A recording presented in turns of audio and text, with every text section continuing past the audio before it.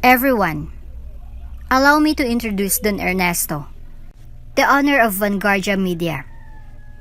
Natahimik ang kwarto. Halatang nanginginig si Beatrice. Ano? Honor? Lumapit si Don Ernesto sa gitna ng kwarto. Lumambot ang tingin kay Camila.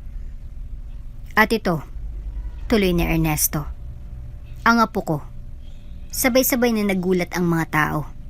Halos bumigay ang tuhod ni Camila. Lolo? Tumango si Ernesto. Oo, iya. Ang tatay mo, ang anak ko, ay isang talentadong musician na mahal ng nanay mo. Pero ilang taon nang nakalipas, napilitan siyang umalis dahil sa pressure ng pamilya. Tumulo ang luha sa mata ni Camila. Kayo po ang lolo ko? Oo. Kumpirma ni Ernesto. At binabantayan kita simula nang sumali ka sa kumpanya.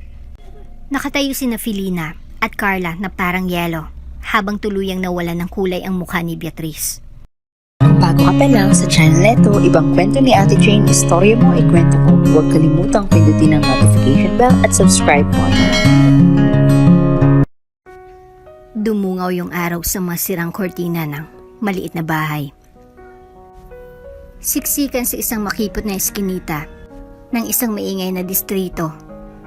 Amoy pritong itlog at kanin.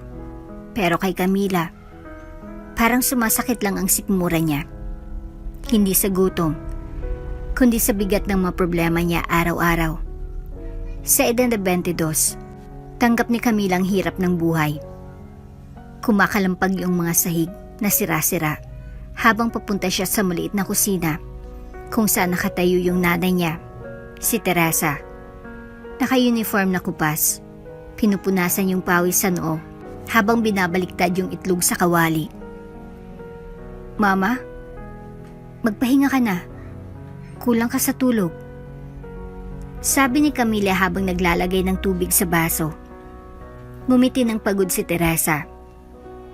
Sanay na ako dito, anak. Huwag mo akong alalahanin. Malaking araw mo ngayon, di ba? Bumuntong hininga si Camila. Party lang naman, ma. Umiling yung nanay niya. Nilalagay yung luto sa plato. Pero pagkakataon pa rin yun. Para makakilala ng mga tao, kailangan mong makihalubilo. Lagi ka nalang nakatutok sa computer simula nung graduate ka. Ngumisi si Camila. Dapat lang sa graphic designer na mahalin ang computer. Tumawa ng mahina si Teresa, pero sumeryoso agad. Camila, tandaan mo, dalhin mo yung sarili mo ng maayos. Walang-wala man tayo. Anak kita, may dignidad ka. Tumango si Camila at kinagat yung labi niya. Walang nagbabangkit tungkol sa tatay niya sa bahay. Hindi direktahan. Ang alam lang niyang kwento na paulit-ulit na sinasabi ng nanay niya. Nag-abroad daw ito para magtrabaho ng baby pa lang si Camila at hindi na bumalik. Gusto man ni Camila tanungin yung katotohanan sa likod ng kwento. Lagi siyang nagpipigil. Siguro dahil hindi pa handa si Teresa, balikan yung kabanata na yun ng buhay nila. Maya-maya, dumating si Camila sa venue. Isang magandang restaurant na may mga chandelier na kristal at makintab na sahig na kahoy. Imbitado siya sa dating kaklase niya sa college na nakakuha ng trabaho sa isang sikat na advertising agency. Parang hindi siya nababagay sa mga branded na damit at tunog ng mga nag-iingay na baso, pero pinipilit niya pa rin. Parang sobrang lakas at matalas yung tawanan sa paligid niya. Parang hinihiwa yung kumpiyansa niya ng mga bubog. Tahimik siyang sumipsip ng punch. Nakatayo sa dulo ng kwarto, malapit sa buffet table. Tapos nakita niya sina Filena at Carla. Dalawang pangalan na nagbalik ng mga alaala na ayaw niyang maalala nung high school. Kilala sila sa pang-aasar sa kanya tungkol sa mga sapatos niyang may tagpi at mga damit niyang segunda mano. Camila? Tawag na Filina ng may pang-aasar mula sa kabilang dulo ng kwarto. Lumingon si Camila. Bumilis yung tibok ng puso niya.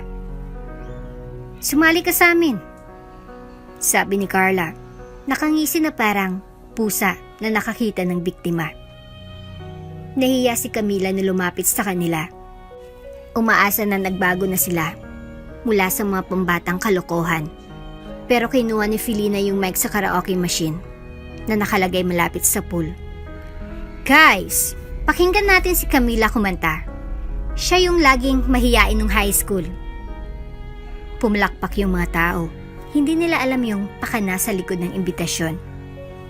Hindi ako masyadong kumakanta, sabi ni Camila. Medyo nanginginig yung kamay niya. Sige na, isa lang, pangungumbinsi ni Carla. Pumili ng mahirap na ballad sa machine. Lumunok si Camila habang nagsisimula yung musika. Umaangat yung melody, pero pumapalya yung boses niya. Papalapit yung mataas na nota. Alam niyang hindi niya kayang abutin. Pumiyok yung boses niya. Tapos sumabog yung tawanan sa paligid niya na parang kulog. Tiningnan niya yung mga mukha, yung mga ngisi at halakhak nila. Parang mas masakit pa sa kahit anong patalim. Sobrang nakakahiya. Parang nag-aapoy yung pisngi niya habang tumutulo yung luha niya. Nag-high five sina Felina at Carla. Panalo. Nanghina yung tuhod ni Camila, pero nagmatigas siya. Pilit na ngumiti ng mapait habang ibinabalik yung mic. Wow, Camila, yung dating mahiyain pa rin. Bulong ni Carla habang dumadaan sa kanya. Umuwi ng maaga si Camila, nakayuko yung balikat habang naglalakad. Pabigat yung tingin sa gabi dahil sa kahiyan. Habang naglalakad siya sa madilim na kalsada, isang tanong na gumugulo sa puso niya. Kailan ba titigil yung mundo sa pagpaparamdam sa akin na hindi ako nababagay? Pero hindi niya alam na may ibang kwento na nakasulat para sa kanya. Kwento na malapit nang mabunyag sa mismong pasilyo ng kumpanya, kung saan nagtatrabaho yung nanay niya, kung saan tahimik na naghihintay ang tadhana. Kinabukasan, nagising si Camila sa tunog ng patak ng ulan sa yero nilang bubong. Yung kahiyan niya kagabi, andun pa rin. Pero mas nangingibabaw yung kaba at excitement sa unang araw ng trabaho niya. Simula ng career niya bilang graphic designer sa Vanguardia Media, yung kumpanya kung saan nagtatrabaho yung nanay niyang si Teresa bilang janitress na halos 10 taon. Nakatayo si Camila sa harap ng basag na salamin sa maliit nilang kwarto, naglalagay ng manipis na makeup. Okay lang bang itsura ko? Tanong niya sa sarili. Ang ganda mo, sabi ni Teresa mula sa pintuan, may hawak na maligamgam na kape. Pero bawasan mo yung blush on, parang pupunta kang fiesta. Tumawa si Camila. Ma, uso kaya to ngayon? Nag-cruise ng baso sa Teresa, kunwari ayaw niya. Nung kasing edad mo ako, pulbos at lip balm lang, sapat na. Ma, walang Instagram yung generation nyo. Kumindat si Camila at sabay silang tumawa. Pero nagbago yung todo ni Teresa habang lumalapit sa anak niya. Camila, seryoso. Ito yung unang hakbang mo sa totoong mundo. Walang pakialam yung mga tao doon kung saan ka nanggaling. Ang importante, kung paano mo dadalhin yung sarili mo. Lumambot yung puso ni Camila. Susubukan ko po. Hinalikan siya ni Teresa sa noo. Maging matalino ka, maging magalang, at kahit gaano kahirap, huwag mong kalimutan yung sarili mo. Paglabas ni Camila, nakita niya si Pia, yung nakababata niyang foster sister. Nakaupo sa bintana, nagdodrawing ng cartoon characters sa notebook. Magpakabit ka habang wala ako ha? Sabi ni Camila, ginulo yung buhok ni Pia. Opo ate, sagot ni Pia na may mahiyain ng ngiti. Tinitigan ni Camila yung matayog na building mula sa labas. Mga glass panels, umiikot na pinto, at malinis na labi na may marble na sahig. Malayo sa mga kalsadang nakasanayan niya. Sa loob, naghintay siya sa elevator. Kinakalkal yung strap ng bag niya. Bumukas yung pinto at pumasok ang isang matangkad na lalaki na may matatalim na features, nakasalamin at may hawak na tablet. Kumabog yung dibdib ni Camila. Yung lalaki, kalmado pero medyo nakakatakot ang dating. Magandang umaga po. Bati ni Camila, ngumiti ng magalang. Saglit siyang sinulyapan ng lalaki. Umaga. Maikli niyang sagot. Para basagin yung katahimikan, nagtanong si Camila. Nag-work din po ba kayo sa graphic design? Ngayon lang po ako magsisimula.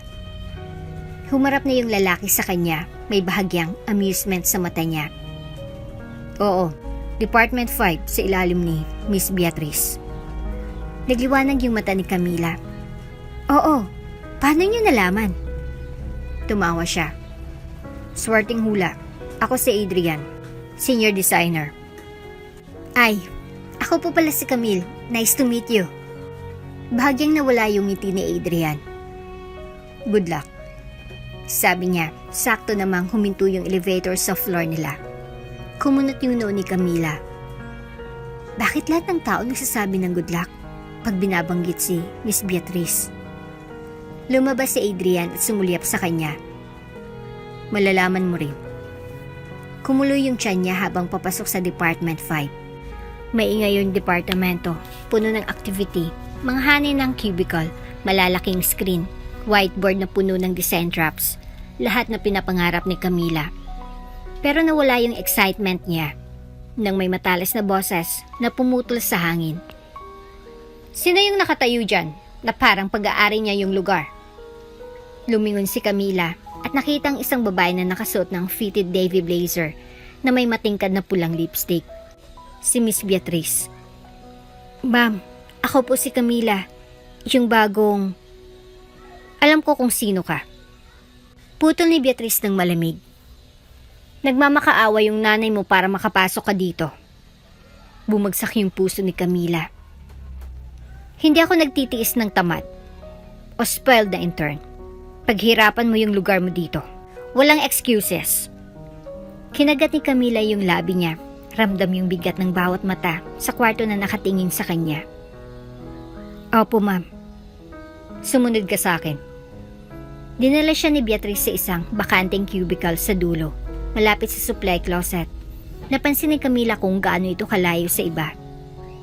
Dito ka magsettle. At tanggalin mo yung attitude mo. Walang lugar dito para sa mga charity cases. Tumusok yung mga salita. Kinuyom ni Camila yung mga kamao niya, pero pinilit niyang kumalma. Habang inaayos niya yung desk niya, narinig niya ang dalawang pamilyar na boses sa likod niya. Well. Ngisi ni Felina habang lumalapit sila ni Carla. Hindi namin nakalain na makikita ka namin dito. Lumingon si Camila. Nanliit yung mata niya. Dito kayo nagtatrabaho? Ngumisi si Carla. Oo, matagal na kami dito. Small world, no? Lumapit si Felina. Sana handa ka. Hindi para sa maiyakin na bata yung lugar na to. Humigpit yung panga ni Camila. Nandito ako para magtrabaho, hindi para maglaro. Umalis na Felina at Carla. Nagtatawanan habang nawawala sila sa kanto. Huminga ng malalim si Camila. Nagtrabaho ako ng gusto para hindi nila ako maapektuhan ngayon. Isip niya. Pero sa loob niya, alam niyang hindi magiging madali ang pag-navigate sa Vanguardia Media. Nagsisimula pa lang ang labanan at patalinuhan. At kakapasok pa lang ni Camila sa bagyo. Sinubukan ni Camila na mag-focus habang nagkiklik sa unang design project niya. Pero ramdam na ramdam yung tension sa kwarto. Panay ang sulyap at bulungan ni Felina at Carla habang nagchichismisan sa dalawang cubicle ang layo. Kumakalampag yung matatalim na takong ni Beatrice sa sahig. Kaya napapatalon si Camila habang dumadaan yung boses niya malapit sa kanya.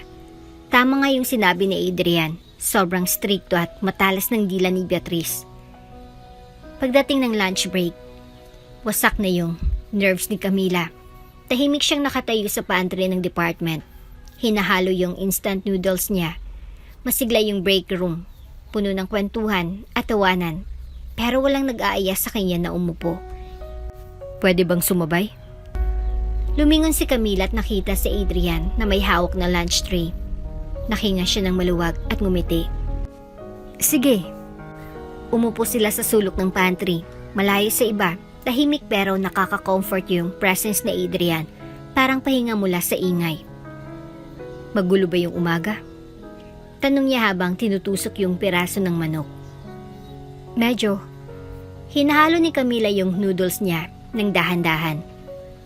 Hindi masyadong welcoming si Miss Beatrice. Tumawa si Adrian ng tuyo. Ganyan na siya for years. Perfectionist. Oo, pero may mga paborito siya. Kung hindi ka kasama sa circle niya. Katulad ni na Felina at Carla. Putol ni Camila. Tumango si Adrian. Tama. Matagal silang naghabol ng promotion. Kaya kahit sino na bago, parang threat sa kanila. Bumuntong hininga si Camila. At least alam ko na kung sino yung hindi dapat pagkatiwalaan. Sumandal si Adrian. Tinitingnan siya. Hindi ka katulad ng ibang mga baguhan. Paano? Hindi ka nagpatinag kay Beatrice o sa dalawang yun. Ngumisi siya. Karamihan, umiiyak na sa restroom ngayon. Hindi napigilan ni Camilang tumawa. Nakakatukso pero hindi. Pagkatapos ng lunch, bumalik si Camila sa desk niya at nakita ang isang kakaibang tao na nakatambay malapit sa elevator. Isang payat na matanda na may mabait na mukha at medyo nakayuko. Nahirapan siyang buhatin ng isang maliit na kahon ng dokumento habang mukhang nalilito. Walang pag-aalangan, lumapit si Camila. Lolo, kailangan niyo po ng tulong? Tumingala yung matanda. Nagulat pero nagpapasalamat. Salamat iya. Hindi na masyadong gumagana ang mga daliri ko. Kinuha ni Camila yung kahon mula sa kanya at napansin na medyo nanginginig yung kamay niya. Saan niyo po dadalhin to? Sa 3rd floor lang. Sagot niya. Pero masyadong maliit yung buttons ng elevator para sa akin. Ngumiti si Camila. Samahan ko na po kayo. Habang nasa elevator sila, lumambot yung boses ng matanda. Bago ka lang dito, no? Opo, first day. Sagot niya. Mukha kang mabait. Hindi lahat tutulong sa katulad ko. Inilipat ni Camila yung ulo niya. Bakit naman po? Tumawa yung matanda. Mga abalang buhay, mga abalang puso. Pagdating nila sa 3rd floor, inabot ni Camila yung kahon sa kanya at ngumiti. Ako nga po pala si Camila. Marahang tinapik ng matanda yung balikat niya. Ako si Ernesto. Tawagin mo na lang akong Lolo Ernesto. Nice to meet you, Lolo Ernesto. Pagbalik sa cubicle niya, napansin ni Camilang isang sticky note na nakadikit sa monitor niya. Halatang halata yung sulat ni Felina. Good luck sa pagsabay, charity case.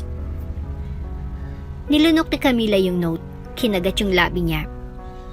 Maya-maya, dinagdagan ni Miss Beatrice yung trabaho niya, mga task na para sa 3 tao. Nag-alala si Adrian at sumulyap sa kanya mula sa kabilang kwarto. Pero tumango si Camila na parang sinasabing, kaya ko to.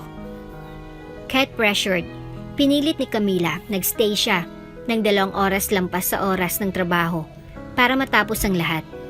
Paglabas niya ng building, nilamon na ng gabi ang syudad at umuulan na naman sa maluma niyang sneakers. Day 1, survived. Pero sa loob niya, alam ni Camila, simula pa lang ito. Parang lumipas ang sunod na linggo ng sobrang bilis. Puno ng mga deadline at bulungan. Nakasanayan na ni Camila yung mabilis na takbo ng trabaho sa Vanguardia Media. Pero ang palaging presensya ni na Felina at Carla mas nagpabigat sa bawat oras. Tuwing umaga, makikita niya si Felina na nakasandal sa water dispenser, nakakrus ang braso, habang tumatawa si Carla sa likod niya. Pinag-uusapan nila yung damit ni Camila, yung lunch niya, pati na yung paraan ng pagsasalita niya. Pero nanatiling tahimik si Camila. Inilalaan lahat ng energy niya sa trabaho. Pero may mga bitak na siyang nararamdaman. Isang hapon, nang lumabas si Camila para magpahangin, nakita niya ulit si Lolo Ernesto. Natahimik na, nakaupo malapit sa reception lounge. Umiinom ng kape mula sa paper cup. Lolo Ernesto! Bati ni Camila na may mahinang ngiti. Nagliwanag ang mata ng matanda. Camila, kumustang araw mo, iha? Umupo si Camila sa tabi niya. Nakaka-stress. Lumambot ang tingin ni Lolo Ernesto. Siyang dalawang babae na naman. Tumawa ng mahina si Camila. Paano niyo nahulaan? Matagal na akong pumupunta dito. Nagbabago ang mga mukha. Pero ang office politics, pareho pa rin. Hindi po kayo empleyado, no?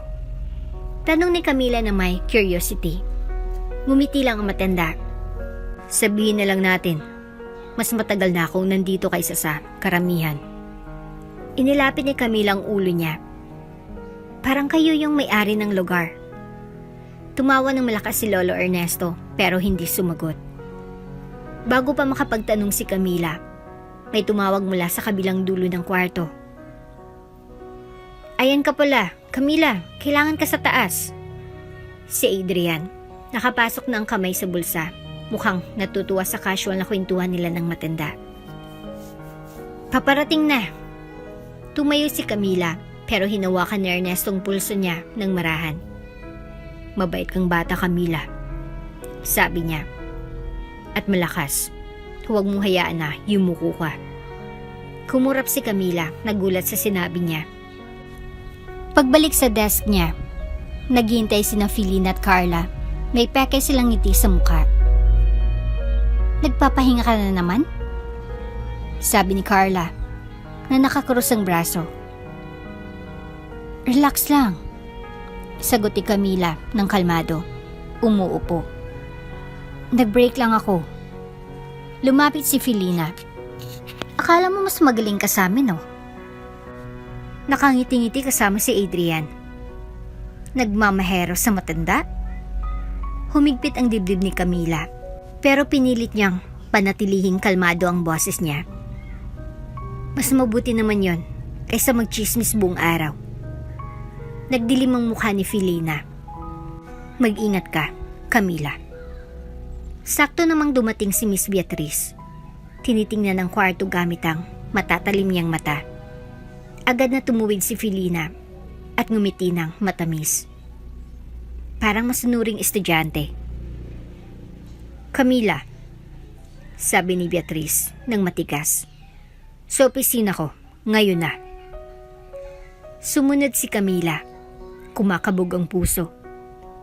Sa loob ng opisina ni Beatrice, nakasandal ang manager sa desk niya. Nakakrus ng braso. Masyado kang distracted lately, simula ni Beatrice. Kumunot ang noo ni Camila. Ma'am, natatapos ko naman lahat ng projects on time. Hindi sapat yon, sagot ni Beatrice ng malamig. Nakikipagkaibigan ka imbes na mag-focus sa image ng company. Hindi naman kailangan ng charity case dito na maglaro ng social worker. Humigpit ang lalamunan ni Camila, pero nilunok niya ang pride niya. Naiintindihan ko po, ma'am. Lumambot ang tingin ni Beatrice ng saglit, pero agad itong napalitan ng dating lamig niya. Sige na, at huwag mo akong ipahiya. Lumabas si Camila, pinipigilan ng luha. Maya-maya, habang nakaupo siya sa rooftop cafeteria, umiinom ng kape, tahimik na lumapit si Adrian. Mahigpit siya sa'yo, sabi niya. Mahigpit siya sa lahat, sagot ni Camila na may pagod na buntong hininga. Umupo si Adrian sa tabi niya. Totoo, pero mas matigas ka. Ngumiti ng mahina si Camila. Salamat, pero ngayon, parang gusto ko nang mag-resign. Ngumisi si Adrian. Kung makakatulong, hindi lang ikaw ang nakaisip nun. Sabay silang tumawa ng mahina, nagbabahagi ng rare na moment ng gaan sa gitna ng bagyo. Pero sa loob niya, alam ni Camila na mas malala pa ang darating. Ang tahimik na tensyon sa opisina, parang nagbabadyang bagyo na malapit ng sumabog. At si Camila, nakatayo sa gitna nito. Pagsapit ng kalagitnaan ng linggo, ramdam ni Camila na humihigpit ang pressure sa loob ng Vanguardia Media. Parang lubid na bumibitin sa kanya. Binigyan siya ni Beatrice ng importanteng project, isang mock-up para sa bagong digital campaign ng isa sa pinakamalalaking kliyente nila. First time niyang bigyan ng ganitong responsibilidad at kahit puno ng excitement ang puso niya, hindi niya malis ang tingin ni Feline at Carla na parang mga buwetri na nag-aabang sa biktima. Nagtagal si Camila sa opisina. Pinaperfecto ang visual ng project. Sinisigurado niyang tamang brand guidelines, pinapagandang typography, at inayos ang bawat detalye. Bago mag-log out, sinave niya yung file sa drive niya at nag-email ng kopya kay Beatrice ayon sa instructions. Pero habang naghihintay siya sa bus mamayang gabi, may kaba siyang naramdaman. Bakit ako binigyan ni Beatrice nito? Imbis na sina Feline at Carla. Isip niya. Pagkatiwala ba ito? O pagsubok? Kinabukasan, ramdam na ramdam ang tensyon. Maagang dumating si Camila sa cubicle niya, pero nandun sina Feline at Carla, nagkukunwaring nag-uusap tungkol sa mga laptop nila. Pero may kakaiba siyang nararamdaman. Pag-login niya sa computer, bigla na lang siyang kinabahan. Kalat ang desktop niya ng mga hindi pamilyar na files. Pagbukas niya ng project folder, natigilan siya. Nawala yung maayos niyang layouts, yung mga oras ng trabaho na inilaan niya sa campaign. Ang kapalit ay mga pangit at hindi tapos na drafts. Nagbabangga ang mga kulay, hindi mabasa ang fonts, at mali ang pagkakalagay ng mga images. May sumubotay sa trabaho niya. Hindi. Bulong niya sa sarili. Nagmamadaling kiniklik ang mga files. Pero malinaw, may sumasabotay sa project. Kumulo ang tiyan niya. Ilan lang may access sa workstation niya. Si Beatrice at ang mga tinatawag niyang kasamahan, sina Feline at Carla. Paglingon niya sa kanila, sinagot siya ni Feline ng mapang-uyam ng ngiti. Kinatok ni Carla ang kuko niya sa desk. Nagham na parang walang nangyari. Silang gumawa nito, na-realize ni Camila. Pero bago siya makapagsalita, pumasok si Beatrice sa kwarto. May hawak na printouts ng project ni Camila. Camila! Sigaw ni Beatrice. Opisina ko. Ngayon na. Sa loob ng malamig at maayos na opisina, ibinagsak ni Beatrice ang mga papel sa desk niya. Ano itong basura na ito? Client ready ba ito? Para sa'yo? Natuyong lalamunan ni Camila. Ma'am, nanunumpa ako. Hindi yan ang sinabit ko. Itinaas ni Beatrice ang kamay niya. Hindi over ang excuses. Pinapahiya mo ako sa harap ng malaking kliyente. Kumakabog ang puso ni Camila. Please, ma'am. Kung papayagan niyo akong mag-check. Sapat nang nakita ko. Putol ni Beatrice. 5-day suspension. Effective immediately. Nakatayo si Camila na parang yelo. Pero, labas. Umalingaw-ngaw ang salita sa ulo niya habang lumalabas siya ng kwarto. Sa labas ng opisina, nagpalitan ng matagumpay na tingin sina Feline at Carla. Malaki ang ngiti at walang pagsisisi. Nakita ni Adrian, nakakarating lang, na mapudlat nanginginig si Camila. Anong nangyari? Tanong niya na may pag-aalala. Nasuspende ako. Bulong ni Camila. Teka, ano? Humigpit ang ekspresyon ni Adrian. Bakit? Umiling si Camila. Pinipigilan ng luha. Pinalitan nila yung trabaho ko. Sigurado ako. Humigpit ang panga ni Adrian. Seryoso ito, Camila. Hindi mo pwedeng palampasin ito. Pero anong patunay ang meron ako? Bulong niya ng mapait. Pagsapit ng tanghali, naglalakad pa uwi si Camila sa gitna ng araw. Tinitingnan siya ng araw na parang spotlight sa kahiyan niya. Pagdating niya sa maliit nilang bahay, paalis na si Teresa para sa sarili niyang shift sa kumpanya. Anak, bakit ang aga mo? Tanong ni Teresa na nagtataka. Umiyak si Camila. Nasuspende ako. Ano? Tumigas ang boses ni Teresa. Bakit? Pinipigilan ng luha, ipinaliwanag ni Camila ang lahat. Ang sabotahe, ang bullying, ang hindi makatarungang parusa. Namulang mukha ni Teresa sa galit. Mga ahas. Pati yung manager mo. Alam kong may malinong binigyan kaya niyang peke niyang mainit na pagtanggap. Mama, please. Sabi ni Camila ng mahinahon. Huwag mo nang palalain. Ako nang bahala. Hindi mo dapat ginagawa ito. Sabi ni Teresa na may pag-aatubili pero tumango. Mamayang gabi, para mawala ang isip niya, naglibot si Camila sa kwarto ni Teresa. Habang nagliligpit, napansin niyang bahagyang nakabukas ang isa sa mga lumang drawer ng nanay niya. Sa loob, nakatago sa ilalim ng ilang lumang scarf, isang maliit na itim na tape recorder. Curious, pinindot ni Camila ang play. Isang malimig at malungkot na melody ang pumupuno sa kwarto. Sinundan ng boses ng lalaki na kumakanta ng nakakaanting pero magandang kanta. Ang mga salita ay tungkol sa pananabik, pag-ibig at mga pangako na hindi natupad. Nanlaki ang mga mata ni Camila. Hindi familiar ang boses pero nakaka-comfort. Si Papa ba ito? Bulong niya sa sarili. Habang tumutugtog ang kanta, tumulang luha sa mata niya. Hindi lang dahil sa lungkot, kundi dahil sa kakaiba at parang nakatadhana na paraan na natagpuan niyang discovery na ito sa pinakamababang punto niya. Paulit-ulit niyang pinatugtog ang kanta, humuhuni ng mahina hanggang sa tumatak ang mga salita sa puso niya. Sa unang pagkakataon sa mga nakaraang araw, nakaramdam siya ng hindi inaasahang bagay. Lakas.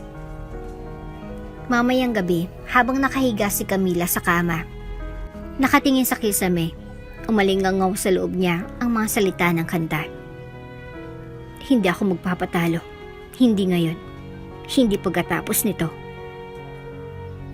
Bukas, aalamin niya kung paano lalaban sa kanila sina Felina, Carla at Beatrice. At tapos na si Camila sa pagiging biktima. Kinabukasan, nakatayo si Camila sa bintana. Hinuhuni-huni yung misteryosong kanta mula sa tape recorder. Nakakalma siya ng melody pero magulo pa rin ang isip niya. Hindi niya malis ang isip sa boses na narinig niya sa recording. Si Papa ba talaga yun?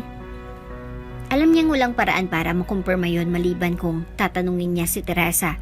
Pero sa loob niya, nararamdaman niyang baka maulit lang ang malumang sugat. Pero nag-aalab pa rin ang curiosity niya. Sa baba, abala si Teresa sa paghahanda ng almusal. Dahan-dahang lumapit si Camila. Nag-aalangan pero determinado. Mama, simula niya ng maingat. Nakita ko tong lumang tape recorder sa drawer mo. Natigilan si Teresa, bahagyang nanginig ang sandok sa kamay niya. Bakit mo ginalugad yung mga gamit ko? Tanong niya, nag-iingat ang boses. Hindi ako nangingialam. Nagliligpit lang ako. Depensa ni Camila ng mahinahon. Pero may narinig akong kanta. May lalaking kumakanta. Ibinaba ni Teresa ang sandok at humarap sa anak niya. Pagod ang mata. Hindi mo dapat narinig yun. Boses ba yun ni Papa?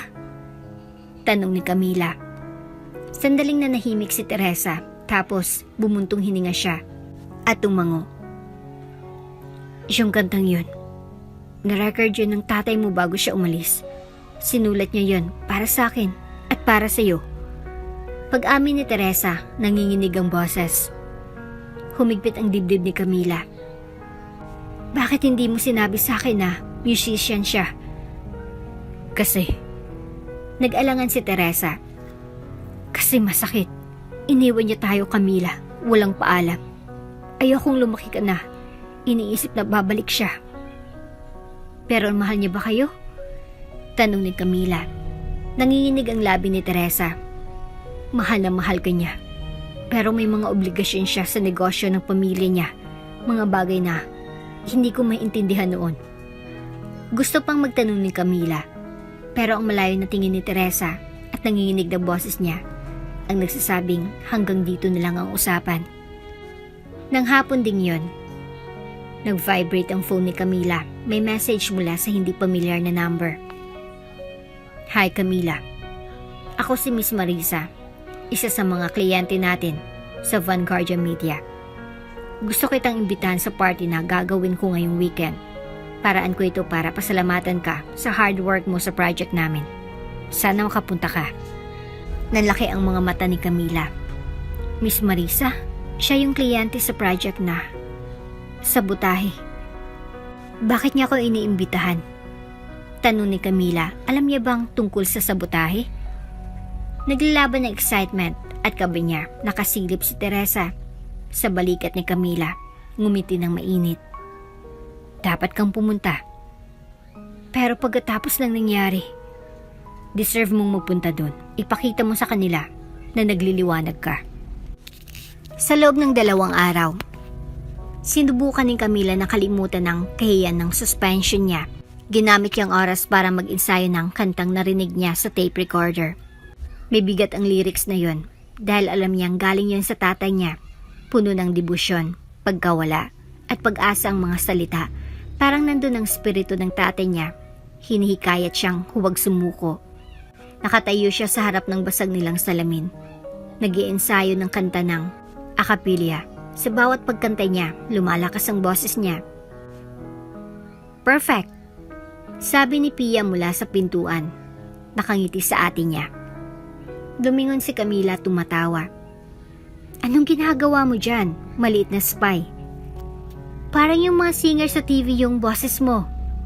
Sabi ni Pia ng excited.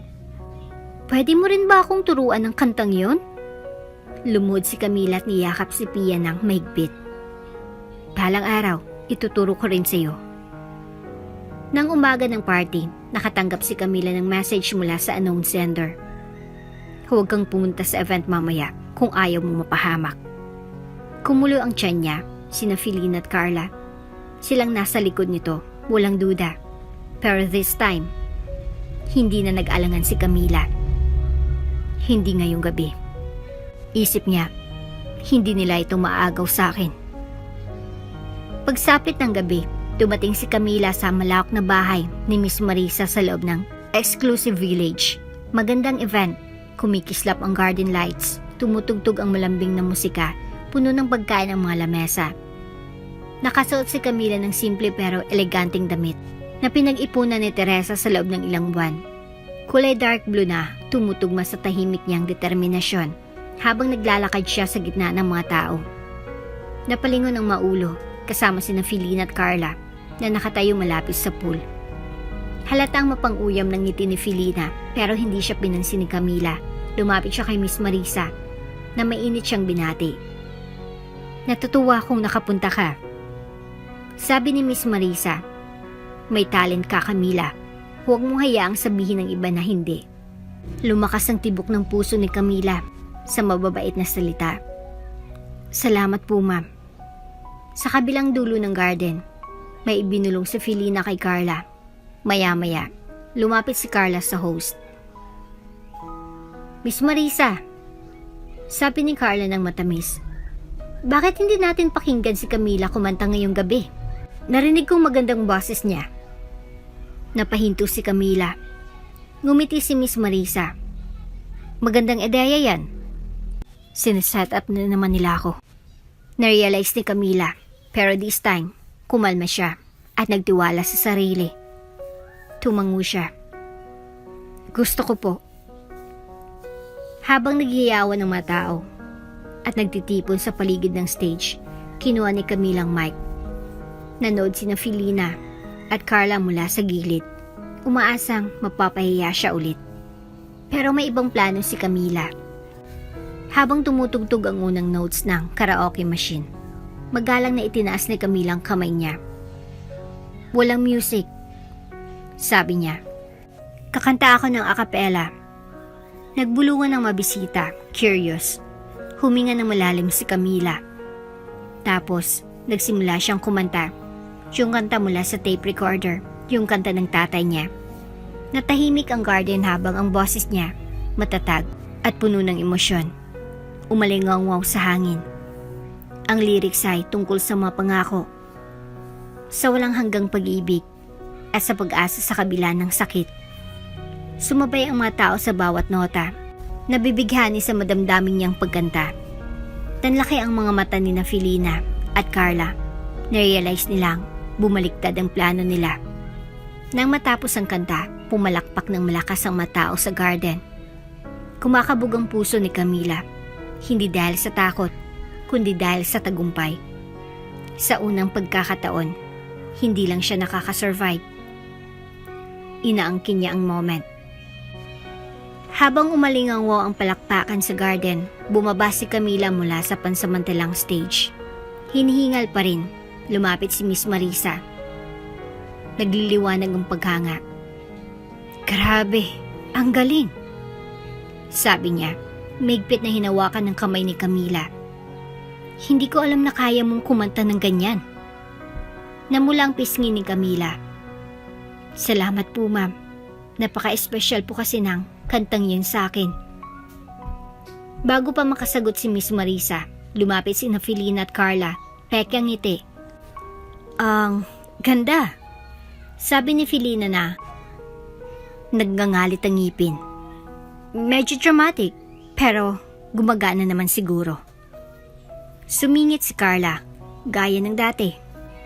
Oo, pwede na para sa taong laging nagtatago sa likod ng desk. Bahagyang nagdilim ang ekspresyon ni Miss Marisa habang nakatingin sa dalawa.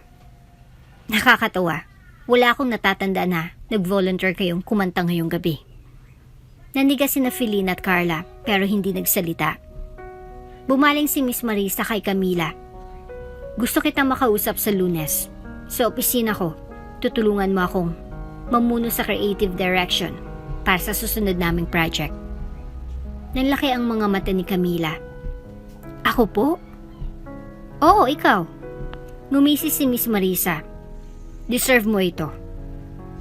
Aga na sumimangot si Felina at Carla. Nakita ni Camila ang tingin nila at hindi niya napigilan ang pakiramdam ng tahimik na kasiyahan. Maya-maya, habang kumukuha ng inumin si Camila sa bar, napansin niyang nakatambay si Beatrice malapit sa buffet table. Nakakrus ang braso, hindi mabasa ang mga mata ng manager. Mukhang nagiging star ka ngayong gabi, sabi ni Beatrice ng malamig habang lumalapit si Camila. Ginagawa ko lang po ang best ko, sagot ni Camila ng maingat. Nanliit ang mga mata ni Beatrice. Mabilis ang balita, gusto kang bigyan ni Miss Marisa ng promotion, oh. Kumabog ang puso ni Camila. Creative lead role lang po, ma'am. Ngumisi si Beatrice. Tingnan natin kung makakaya mo ang init. Ang promotions, nagdadala ng mga kaaway. Bago pa makasagot si Camila, umalingaw ang boses ni Miss Marisa mula sa stage. Pwede po bang makuha ang atensyon ng lahat? Tumahimik ang mga tao habang nagsasalita ang kliyente. Gusto ko lang magpasalamat sa lahat ng masisipag na staff sa Vanguardia Media. Pero ngayong gabi, lalo akong nagpapasalamat sa isang tao na nagligtas ng isang critical campaign. Si Camila. Muling pumalakpak ng malakas ang mga tao habang sinanyasan ni Miss Marisa si Camila na sumama sa kanya. Humigpit ang panga ni Beatrice habang humahakbang si Camila. At sa kung sino man ang sumubok na sumabotahe sa trabaho niya. Dagdag ni Miss Marisa. Mas matalas na ang tono. Sana magsilbing paalaala ang gabing ito na ang tunay na talento ay laging lilitaw. Nagbulungan ng mga tao na mutla si Felina at Carla. Pagbalik ni Camila sa upuan niya, ay biglang dumating si Lolo Ernesto. Mas formal ng suot kaysa sa nakasanayan niyang makita. Nakatayo siya sa likod ng garden, tahimik na nagmamasid. Lumapit si Camila sa kanya. Lolo Ernesto? Nandito po kayo? Ngumiti siya ng mainit. Hindi ko ito papalampasin. Pero, paano niyo po nakilala si Miss Marisa? Marami akong kilala dito, Iha. Sagot na Ernesto ng misteryoso. At binabantayan kita. Bago pa makapagtanong si Camila, tinapik ni Ernesto ang kamay niya. Maintindihan mo rin sa lalong madaling panahon. Maya-maya, habang natatapos ng gabi, pumunta si Camila sa coat room. Nangharangin siya ni Felina at Carla. Nag-enjoy ka sa 15 minutes of fame mo? Bulong ni Felina. Akala mo panalo ka na? Swerte ka lang. Dagdag ni Carla. Tumayo ng matuwid si Camila. Hindi to swerte. Sinubukan niyo akong ipahiya. Ulit. Nagdilim ang mata ni Felina. Mag-ingat ka, Camila. O ano? Hamon ni Camila. Papalitan niyo ulit ang mga files ko? Nagulat ang dalawang babae. Wala kang patunay. Sabi ni Felina. Siguro wala. Sagot ni Camila. Pero may mga nanonood na ngayon. Kasama si Miss Marisa. Umatras ang dalawang bully. Halatang nagulat habang bumalik si Camila sa garden na mas malakas ang pakiramdam kaysa dati. Bago matapos ang gabi, nahuli ni Lolo Ernesto si Camila na nag-iisa sa ilalim ng gazebo. Mas matapang ka kaysa sa alam mo. Sabi niya sa kanya. At malapit mo nang makita ang buong larawan. Anong ibig niyo sabihin, Lolo? Tanong ni Camila, nagtataka. Ngumiti ng misteryoso si Ernesto.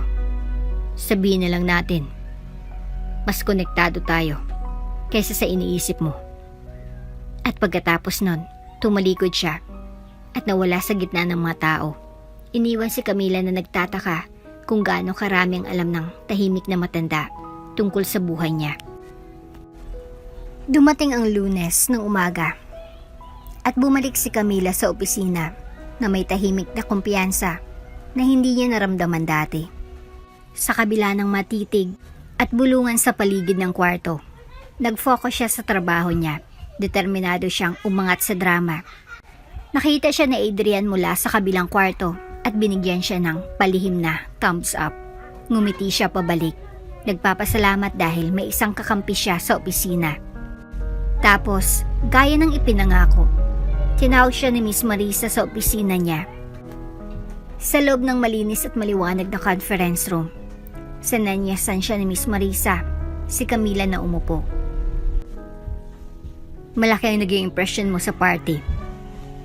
Sabi ni Miss Marisa ng mainit. Seryoso ako sa sinabi ko. Gusto kitang mamuno sa susunod naming creative campaign. Malaking hakbang ito, pero alam kong kaya mo. Kumurap si Camila, nagulat. Ma'am, sigurado po kayo? Oo, nireview ko rin ang mga nauna mong submissions. May sumabotahe sa mga yon. Nakita ng assistant ko ang discrepancies sa logs ng project file mo. Kumabog ang puso ni Camila. So, alam niyo po? Tumango si Miss Marisa. Asikasuhin natin yun mamaya. Pero una, sa iyong opportunity neto kung gusto mo. Nanginginig ang daliri ni Camila. Tatanggapin ko po. Hindi nagtagal. Nagbatawag si Miss Marisa ng emergency department meeting. Nagtipon ng buong creative team sa main conference room. Kasama sina Beatrice, Felina, at Carla. Nakatayo si Miss Marisa sa dulo ng mesa. Katabi si Camila at isang hindi pamilyar na lalaki na nakasuot ng crepe suit. Ito si Mr. Ignacio. Anunsyo ni Miss Marisa. Party siya ng board at nandito siya para i-oversee ang ilang concerns. Humigpit ang panga ni Beatrice. Concerns? Bulong ni Felina at Carla pero nagsimulang mawala ang kayabangan nila. Tumas ang tono ni Miss Marisa. Nakarating sa atin na may sumabotay sa trabaho ni Camila sa huling campaign natin. Nireview namin ng digital logs. Nagbulungan at nagulat ang mga tao sa kwarto. Nag-cross ang braso ni Beatrice. With all due respect, ma'am, hindi ba dapat natin pag-usapan ito ng pribado? Sa kabaliktaran, sabi ni Miss Marisa, manipis ang ngiti. Ang transparency ay nakakabuti sa lahat. Pinindot ni Mr. Ignacio ang remote. Ipinakita ang security log sa screen. Malinaw na ipinakita ang timestamps. Mga entries mula sa computer ni Filina at Carla sa eksaktong oras na binagong files ni Camila. Namutla si Beatrice. Naging maputla si Carla. Hindi yan posible. Tumayo si Filina bigla. May explanation. Meron. Putol ni Miss Marisa. Nilabag niyo ang mga patakaran ng kumpanya. At Beatrice, pinayagan mo yon. Naggangalit ang ngipin ni Beatrice. Na-realize niyang hindi nagpipigil si Miss Marisa. Hindi ko alam. Tama na. Sabi ng kalmado pero commanding na boses mula sa likod ng kwarto. Lumingon ang lahat at nakita si Lolo Ernesto na pumapasok. Nakasuot ng tailored suit. Nakasunod ang isa pang lalaki. Si Roman. Isa sa mga executives ng kumpanya. Nagbulungan ang mga tao sa kwarto. Napahinto si Camila. Lolo Ernesto? Ngumiti nang may alam si Miss Marisa. Everyone, allow me to introduce Don Ernesto, the owner of the Vanguardia Media. Natahimik ang kwarto. Halatang nanginginig si Beatrice. Ano? Owner? Lumapit si Don Ernesto sa gitna ng kwarto. Lumambot ang tingin kay Camila. At ito, tuloy na Ernesto, ang apo ko. Sabay-sabay nagulat ang mga tao. Halos bumigay ang tuhod ni Camila. Lolo? Tumango si Ernesto. Oo, Iha. Ang tatay mo, ang anak ko, ay isang talentadong musician na mahal ang nanay mo. Pero ilang taon nang nakalipas, napilitan siyang umalis dahil sa pressure ng pamilya. Tumulang luha ni Camila. Kayo pong lolo ko? Oo. Kumpirma ni Ernesto. At binabantayan kita simula nang sumali ka sa kumpanya. Nakatayo si Filina at Carla na parang yelo, habang tuluyang nawalan ng kulay ang mukha ni Beatrice. Tumikim si Mr. Ignacio. Effective immediately, suspendido si Filina at Carla habang hinintay ang termination proceedings. Nagsimulang magsilita si Filina at Carla, pero nakapasok ang security sa kwarto. At ikaw, Beatrice, sabi na Ernesto ng mahinahon, tinatanggal ka na sa posisyon mo. Pero, sabi ni Beatrice, Sir, please, nagbulag-bulagan ka sa kalupitan, sabi na Ernesto ng matigas. Hindi papayagan ng kumpanyang ito ang ganyan. Dala ang kahiyan, inescortan palabas si Filina, Carla at Beatrice. Tapos ng pamamayagpag nila. Habang unti-unting lumalabas ang mga tao sa kwarto, humarap si Ernesto kay Camila. Paumanhin sa lahat ng taon na nagtataka ka kung sino ka, Iha. Pero kung papayagan mo ako, gusto kong itama ang lahat. Pinunasan ng Camilang luha niya. Naitama niyo na po. Nagyakapan sila habang pumapalakpak ng mahina ang mga natitirang staff. Karamihan ay nagulat pero nakahinga ng maluwag sa mga nangyayari. Sa wakas, naramdaman ni Camila na nakita siya, hindi lang bilang empleyado, kundi bilang siya mismo. At sa unang pagkakataon, parang malawak ang kanyang kinabukasan. Nang gabing iyon, pagkatapos ng kaguluhan sa meeting, tahimik na nag-usap sina Camila at Don Ernesto sa loob ng isang maliit na cafe malapit sa opisina. Ang mainit na ilaw ay sumasailalim sa tasa ng tiyaan ni Camila, pero nagugulan pa rin ang isip niya. Hindi pa rin ako makapaniwala, sabi ni Camila ng mahina.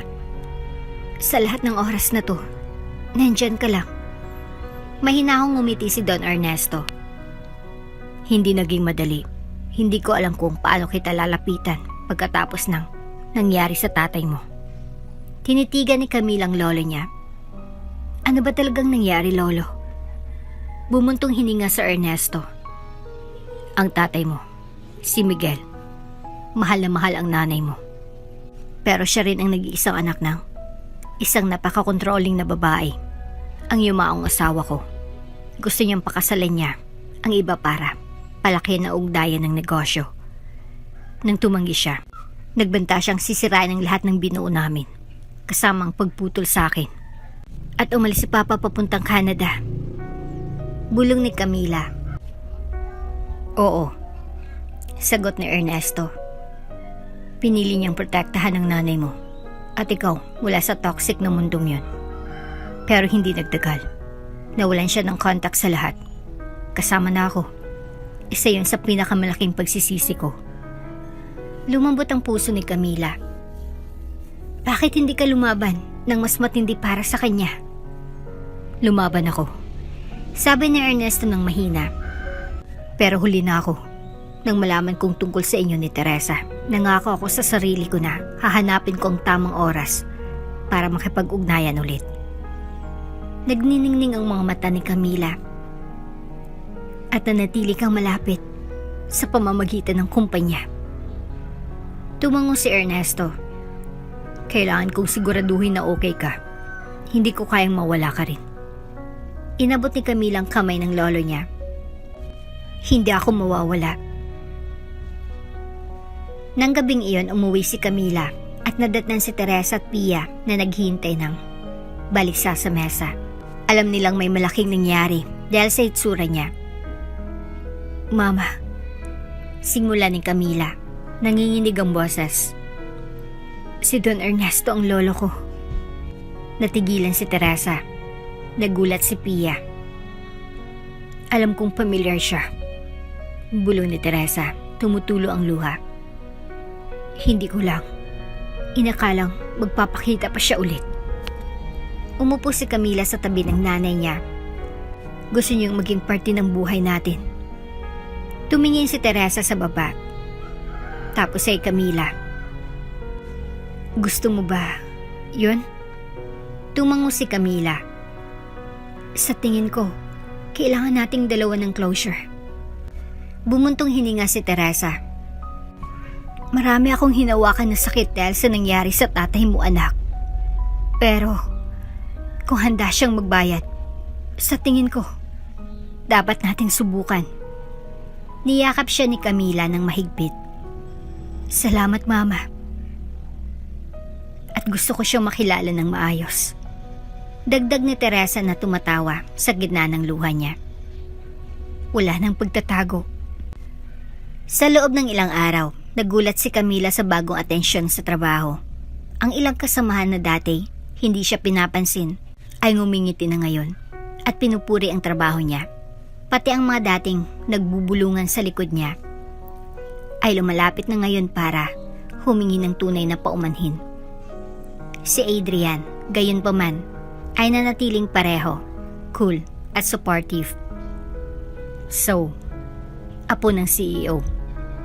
Tukso ni Adrian habang nagla-lunch sila. Ibig sabihin ba nun, masyado ka ng importante para sumabay sa amin sa mga commoners? Tumawa si Camila. Please, lagi akong magiging isa sa mga commoners. Ngumisi siya. Mabuti. Dahil walang titulo ang pagpapabago sa katotohanang ikaw pa rin si Camila. Pinatatag siya ng mga salita niya. Nang sumunod na Lunes, nagbigay si Don Ernesto ng opisyal na anunsyo. Mananatili si Camila sa departamento niya pero bilang project lead para patuloy siyang lumago ng hindi lumalampas sa mahakbang. Mapagkumbabang nagsalita si Camila sa team niya. Nag-aaral pa rin ako at kailangan ko kayong lahat para magtagumpay ito. Sa unang pagkakataon, pati ang mga dating nagdaramdam sa kanya ay pumalakpak, tunay at mainit. Tahimik na nag-resign sina Felina at Carla, habang ang opisina ni Beatrice ay pag-aari na ngayon ng isang bagong manager na mas mabait. Alam ni Camila na hindi magiging perpekto ang lahat, pero nagbabago na sila. Nang gabing iyon, bumisita si Ernesto sa bahay nila.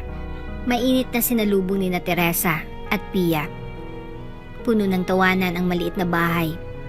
Habang nagbabahagi sila ng kwento tungkol kay Miguel, Teresa at pati na rin ang pagkabata ni Camila.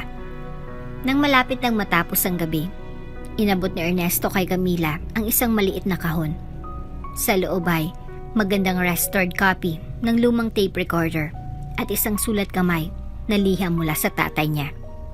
Lumabo ang mata ni Camila sa luha habang binabasa niyang mensahe. Kahit saan man ako dalhin ng buhay, lagi akong kakanta para sa'yo. Niyakap niyang recorder sa dibdib niya. Handa na ako, Papa. Bulong niya. Sumisikat pa lang ang araw nang tumayo si Camila sa labas ng bahay nila. Nilalanghap ang sariwang hangin ng umaga, ang sulat mula sa tatay niya, at ang restored na tape recorder ay parang huling nawawalang piraso ng puzzle na bumabagabag sa kanya sa loob ng maraming taon. Sa loob, nag-iimpake si Teresa ng lunch ni Pia habang sumisipsip ng kape si Don Ernesto. Komportabling nakaupo sa maliit nilang dining table. Napangiti si Camila sa nakita niya. Simple lang, pero parang kumpleto ng pamilya sa wakas. Habang sabay-sabay silang nag-aalmusal, binasag ni Ernesto ang katahimikan. Gusto kong gumawa ng scholarship fund para sa mga talentadong batang artista bilang pagpupugay sa tatay mo. Anunsyo niya. Alam ko yun ang gusto niya. Mahinang ngumiti si Teresa. Lagi niyang pinapangarap na tulungan ng iba sa pamamagitan ng musika niya. Nagliwanag ang mukha ni Camila. Gusto kong maging parte niyan, Lolo. Pagbalik sa opisina, nag-ayos si Camila sa bago niyang role. Nakipagtulungan siya ng malapit sa team niya. Nakakuha ng tiwala hindi lang dahil sa titulo niya, kundi dahil sa dedikasyon at kabaitan niya. Pati ang mga dating naiinggit sa kanya tulad ng ilang junior designers, lumalapit na ngayon sa kanya ng may respeto. Si Adrian, na nanatiling pinakamalapit niyang kaibigan, madalas siyang tuksuhin tuwing break. Anong pakiramdam na maging apo ng boss at boss natin? Hindi ako boss niyo, sagot ni Camila. Tinulak siya ng mahina. Teammate niyo ako. Ngumisi siya. At ang pinakamagaling pa ring singer na kilala ko. Tumawa si Camila. Magdi-design na lang ako, salamat. Isang hapon, tinawag ulit ni Miss Marisa si Camila sa opisina niya.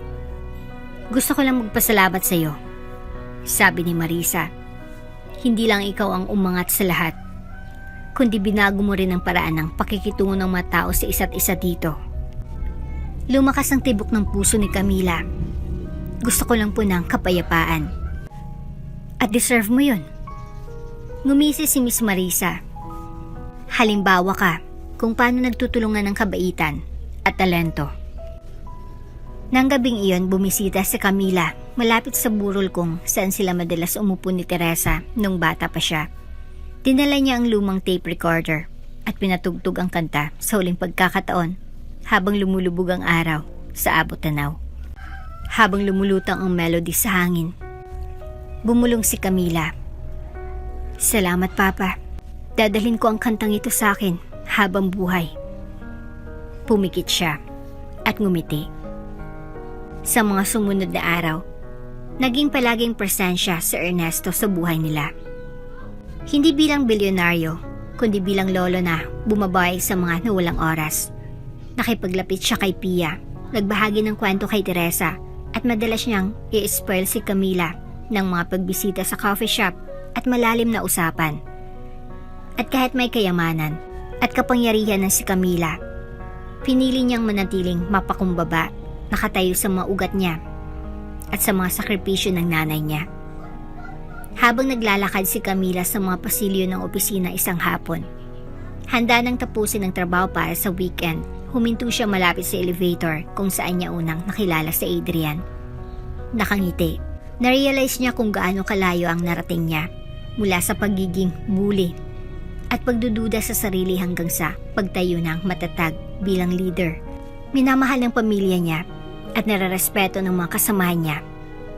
Hindi na lang siya anak ng janitress o yung tahimik na babae sa desk niya. Siya si Camila. Malakas, may talento, at sa wakas, buo. Habang bumubukas ang pinto ng elevator, nakatayo si Adrian sa loob. Handa ka nang umuwi? Ngumisi si Camila. Sobrang handa. At sabay silang humakbang pasulong sa susunod na kabanata ng buhay niya. Isa na puno ng pag-asa, musika, at pagmamahal ng pamilya. At dito na nga po nagtatapos ang ating kwento. Hanggang sa muli. Bago ka pa lang sa channel neto, ibang kwento ni Ate Jane, istorya mo, ikwento ko. Huwag kalimutang pindutin ang notification bell at subscribe button.